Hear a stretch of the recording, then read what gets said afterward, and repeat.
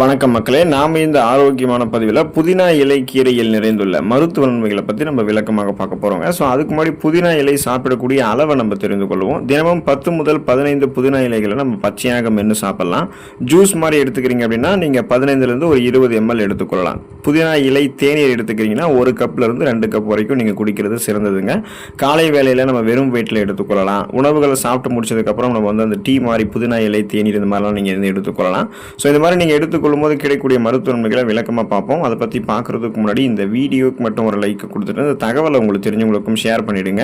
ஏன்னா இது அவங்களுக்கும் பயனுள்ளதாக இருக்கக்கூடிய ஒரு ஆரோக்கியமான பதிவு தாங்க. இது போன்ற அப்டேட்ஸ்கள் நீங்கள் தொடர்ந்து பார்க்கறதுக்கு நம்மளுடைய ஹெல்த் நியூஸ் தமிழ் சேனலை மறக்காம சப்ஸ்கிரைப் பண்ணி வச்சுக்கோங்க.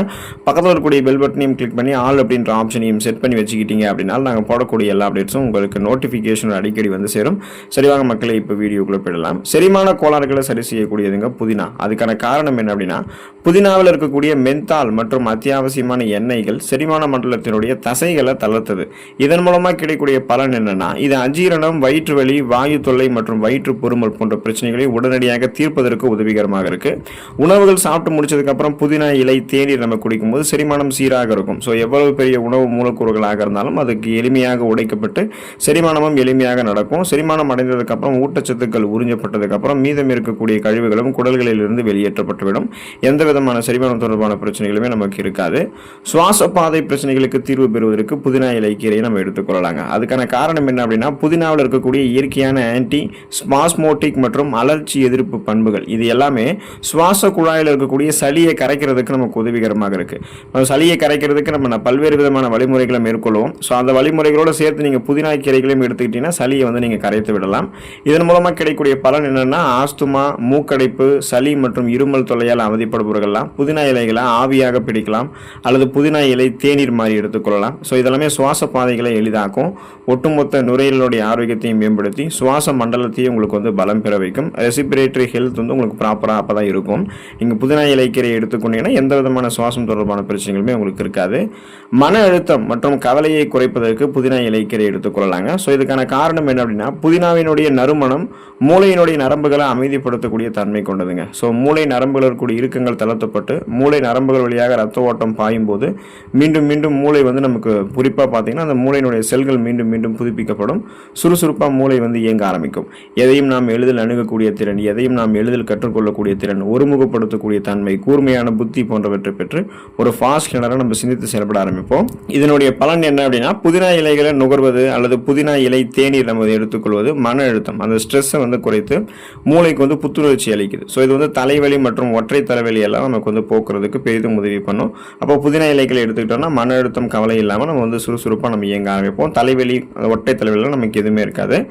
நோய் எதிர்ப்பு சக்தி திறனை மேம்படுத்திக் கொள்வதற்கு புதினா இலை கீரையை எடுத்துக்கொள்ளலாங்க. இதுக்கான காரணம் என்ன அப்படின்னா, புதினாவில் விட்டமின் சி, விட்டமின் ஏ மற்றும் விட்டமின் பி காம்ப்ளெக்ஸ் போன்ற ஆன்டி ஆக்சிடென்ட்கள் இருக்கு. ஸோ இது வந்து நம்மளுடைய உடம்புகளில் இருக்கக்கூடிய நச்சுக்களை வெளியேற்றி நோய் எதிர்ப்பு சக்தி, அந்த இம்யூனிட்டியை வந்து நமக்கு பலப்படுத்துது. செல்கள் வந்து நம்மளுடைய உடம்புகளில் இருக்கும்போது அது சேதமடைகிறத முன்னாடியே தடுத்து பல்வேறு தொற்று நோய்கள் வந்து நம்மளுடைய உடலை வந்து பாதுகாக்குதுங்க. ஸோ இதனால் நமக்கு இருக்கக்கூடிய சாதாரண நோய்களான சளி, காய்ச்சல், இருமல், தலைவலி இந்த மாதிரி நோய்களை எல்லாம் நம்ம குணப்படுத்திக் கொள்ளலாம். சீசனெல்லாம் புதுசாக அட்டாக் ஆகக்கூடிய பாக்டீரியா வைரஸ் போன்ற பருவகால தொற்று வியாதிகளுமே நம்ம வராமல் தடுத்துக் கொள்ளலாங்க. அதாவது ஒரு புதுவிதமான ஒரு நோய் கிருமி நம்மை தாக்கி ஒரு புதுவிதமான எந்த நோயுமே நமக்கு ஏற்படுத்தாத வண்ணம் நோய் எதிர்ப்பு ஆற்றலை மேம்படுத்திக் கொள்வதற்கு புதினா இலை கீரைகளை எடுத்துக்கொள்ளலாம். இதன் மூலமாக ரத்த வெள்ளை அணுக்கள், அந்த ஒயிட் பிளட் செல்ஸ் வந்து அதிகரிக்கப்படுறதால தான் நமக்கு வந்து நோய் எதிர்ப்பு சக்தி திறன் அதிகரிக்கப்பட்டு ஒட்டுமொத்த நோய் எதிர்ப்பு மண்டலமே பலம் பெற ஆரம்பிக்குது அப்படின்றத நீங்கள் தெரிஞ்சுக்கொள்ளுங்க. வாய் துர்நாற்றம் நீங்கி போவதற்கு மற்றும் பல் ஆரோக்கியம் மேம்பட்டு சுவாச புத்துணர்ச்சி பெற்றுக்கொண்டு ஒட்டுமொத்த வாய் ஆரோக்கியத்தையுமே பராமரித்துக் கொள்வதற்கு புதினா இலை கீரைகள் எடுத்துக்கொள்ளலாங்க. ஸோ இதுக்கான காரணம் என்ன அப்படின்னா, புதினாவில் இருக்கக்கூடிய பாக்டீரியா எதிர்ப்பு பண்புகள், அந்த ஆன்டி பாக்டீரியா ப்ராப்பர்ட்டிஸ் வந்து வாய் மற்றும் பற்கள் இருக்கக்கூடிய கிருமிகளை அழிக்குது.